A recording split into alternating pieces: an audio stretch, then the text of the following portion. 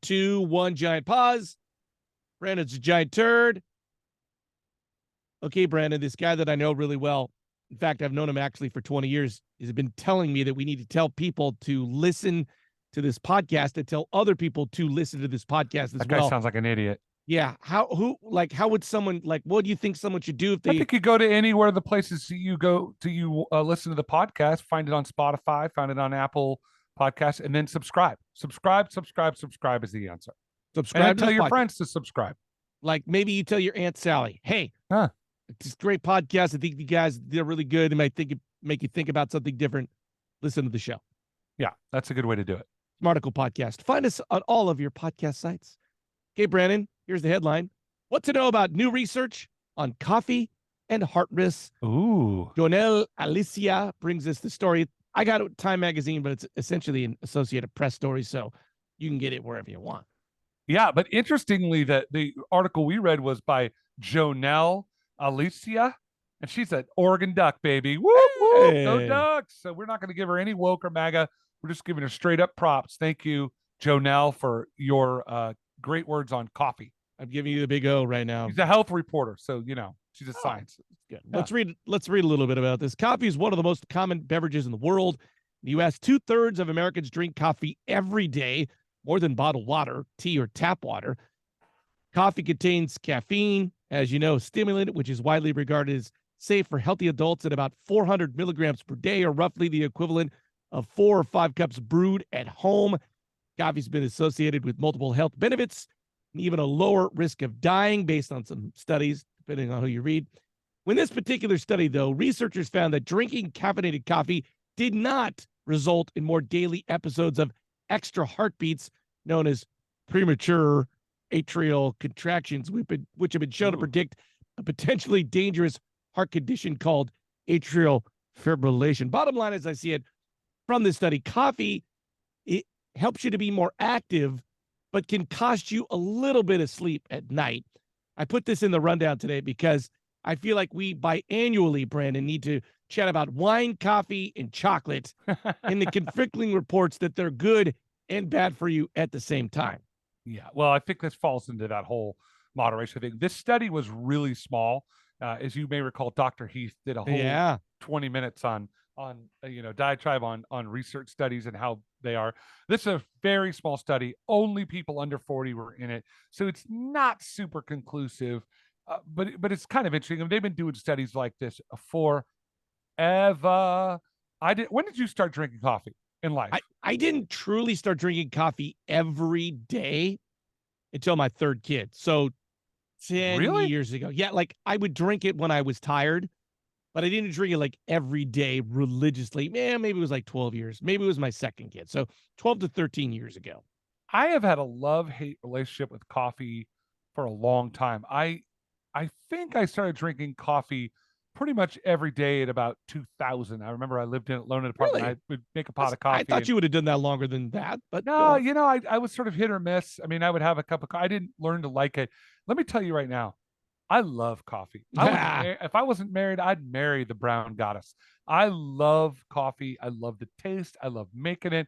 It is a wonderful, wonderful thing to do. It's a ritual. Every morning I get up, I use I use a Chemex, so I do pour over. We're very fancy. Every day, hand grind my beans. What are your beans? Nonsense. Depends on the thing. We love African beans. It's our big thing. Do you have like a local roaster? We do. We use a couple local roasters. Dynamite Coffee here in Asheville. Shout out. Hey, when I drink coffee, Mountain Air I roast. go to Dynamite Coffee. Yeah, Dynamite. Oh, Dynamite Coffee is so good. Luckily, I, like you, live in a place where there's a lot of sort of foodies. So we have a lot of great roasters here in town. So it's kind of easy to get good coffee. I mean, my father-in-law still drinks Folgers crystals, yes. or even better, he'll get the Walmart generic brand. Ooh. Great, whatever it is, and then pour the crystals over the top of the old crystals. You're just chewing your coffee.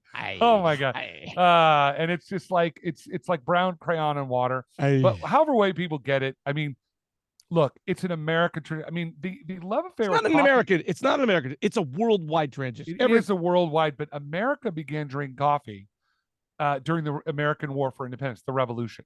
And the reason is because sort of as a protest to Tea. the British, to tea. Exactly. So they got their coffee beans from South America. Also, chicory is another kind of a coffee type Ooh. drink. Have you ever had chicory? I drink it the famous Cafe du Monde, which is where they sell beignets in Louisiana, sells Yeah. chicory coffee, and it's Oh yeah, like because it's a very Louisiana thing. I Yeah. like chicory. I think They do too. it's got a very interesting taste. I don't know if I drink it every day. No, I wouldn't. Yeah. But I also know just from my own experiment of the last 20 years that I drink probably, I guess, 2 8-ounce cups, probably 16 ounces of coffee. I drink way, way more water than I drink coffee for sure. Yeah. I probably drink 100 ounces of coffee. I try Humble to. brag, but go on. No, I do because it's healthy and I force myself to. I don't normally. My wife drinks like no water. She only drinks like coffee. Same It's with bizarre. me. My wife drinks It's so weird. I'm just like, why wouldn't you drink water? I don't like the taste. And she drinks bubbly water. If it's not bubbly, she won't drink it. So I'm like, whatever. But okay. I drink it every morning. I do a nice little ritual pour over Chemex. It's delicious.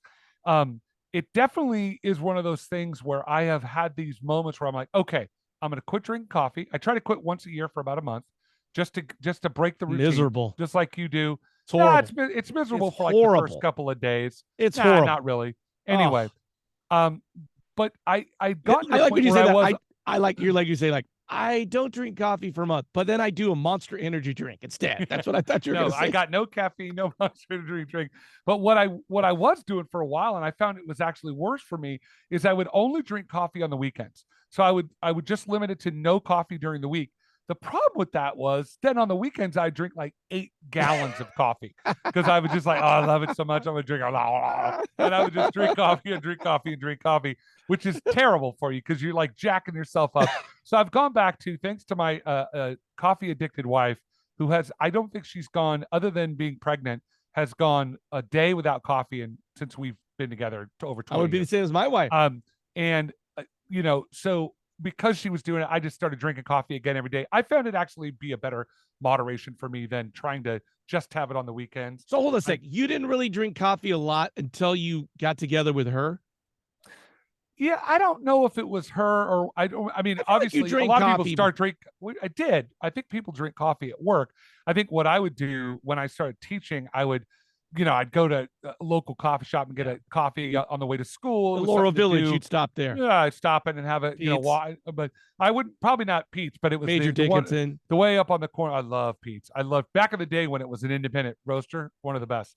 Now it's, I think, owned by Starbucks or somebody, but I don't think so. There was a local coffee shop right on the, what was the name of, there was a local San Francisco roaster. I think it started with a T. And there was like 3 or 4 of them. Now it's out of business. They're not even there anymore. But they used to be up Pacific Heights. I would stop it. My point being is that I started drinking, like, I would get a cup of coffee. Then it was like, well, I'm spending $3 a day or $2 or whatever it was at the time. So I'm just going to make it myself. And then I just kind of fell into the ritual of making my own coffee at home. I have this thing called, have you ever used the AeroPress before? Okay. So here's a little life hack for you. AeroPress is one of the greatest single cup coffee makers in the world. It is, some dude invented it. It's a plunger. You use this vacuum seal, you put your coffee beans, you push down, and it makes a perfect single cup of coffee. Strong, delicious coffee. My life hack is don't try to buy an AeroPress from AeroPress. They're horrible. Their customer service. Just buy it from Amazon or a coffee shop, because I tried to return one and they made it miserable. But that's a great coffee maker. So that's one cool thing about it. Like all hobbyist people, we find different ways. Do you guys, I feel like you guys are like the Mr. Coffee type people. No, I don't. So I was going to ask this about your wife. I go to work every day at 4:30, and I don't want to sit around and wait for coffee to be made. Plus, they do the pods at my work, so I have unlimited coffee, which is great. They have the Tully's, everything. Oh, Tully's, that was it. Tully's, back in the day, it was called Tully's. They don't have a store anymore. They just make the pods. Yeah. So I go, and I've been going to work forever, so I always get my coffee at work. She does whatever. It's Pete Major Dickinson's, and she does her coffee. I love Major Dickinson's. One of my favorite coffees, for sure. Till this day, I have it in my freezer right now. That's the only thing she drinks. Okay, so can we just kind of circle back just a little bit? In that, there's been endless studies about coffee, chocolate, and wine, that they're both good and bad for you. So in this particular study, of course, coffee is going to keep you up a little bit. And of course, it's going to I don't drink coffee afternoon because won't go to sleep at night if I do. Typically speaking, with me, I don't either. Except on the weekends, I love an espresso like at 2 when I know I'm gonna be up a little later till midnight. Got an espresso. When we were on vacation in Italy, Oh, humble brag. God, I would just drink espressos I like love it. Yeah, you go to the little. God. That's a real culture there, though. For sure, you don't get they only get coffee to go. They call it Yeah. Porta Via, right? When you say, Cafe Porta Via, which basically means coffee to go, and they know you're an American if you ask for it to go, because Italians do not believe in walking around drinking coffee. Totally. They just sit in the cafe and finish it, and And they the other usually thing have an about espresso. Italians too is like you drink cappuccino in the morning and you never drink it after that. It's espresso after that. Yeah, they just drink a single shot. You could do an Americano was invented. The Americano is just an espresso with hot water in it. So it's like they, if you're in a pinch, it'll do. I don't think Americanos are as good as a good drip coffee, but that's just me. I'm spoiled. It changed my habit forever. Whenever I go, it's not often, but when I go like on the weekends to get a cappuccino or a cup of coffee, and even if it's Starbucks or pizza, I always say, "Give me the Ugh. mug. Give me the." I hate drinking out of the plastic cup. I want the Yeah, mug to drink yeah. it there. Yeah, I don't. I try to avoid. I humble brag. I try to bring my own cup whenever I go. If I go get coffee, I try to bring my own thing just because it keeps it hotter longer, finds it way less messy. But anyway, the study basically goes on to say it's in the New England Journal of Medicine, so it's a legitimate study. So it's not some fake thing. But they're basically saying that there's not enough evidence to say that it can cause heart problems. So if you get heart palpitations, that could be something to look into, but it's probably not the coffee doing it. So Dave Grohl, lead singer Yeah, of the Foo yeah, Fighters, Foo was in Fighters. Nirvana. He has this Yeah. great documentary about him. I forget what album it was. It is complete mental breakdown. It's a particular. He goes to the hospital, charts pounding. He's like, the doctor's like trying to diagnose like what's wrong with this guy, and like I don't do this. But he's like, well, how many cups of coffee do you drink a day? And Dave's like, he led to sit there with like, I think it's like 20. The doctor's like, you cannot drink 20 cups of coffee starting at 8 till midnight. It's just not going to do well Yeah. for you. Yeah. But it's so funny to think what rational person thinks you should drink more than like 2? I know at least two people that probably drink 2 or 3 gallons of coffee a day. Oh my God. They are constantly drinking coffee. Oh. They are high achieving finance guys, and they Oh. just do drink. Like those, I remember I'm sitting with them, and they'll just pound a 16-ounce coffee at 5 o'clock in the afternoon. I'm like, oh, I would never sleep. So yeah, no, I think it's always at the end of the day, Larry. The idea is moderation. All things in moderation. Yeah. Yeah, By the so way, it's that includes God. That includes spirituality. Got to live life a little bit. Can't be. I mean, I suppose monks don't OD on spirituality. But like, I'm not sure you can OD on God, but that is neither here nor there. Larry, I'd like to thank you for teaching me all about coffee, chocolate, and wine today.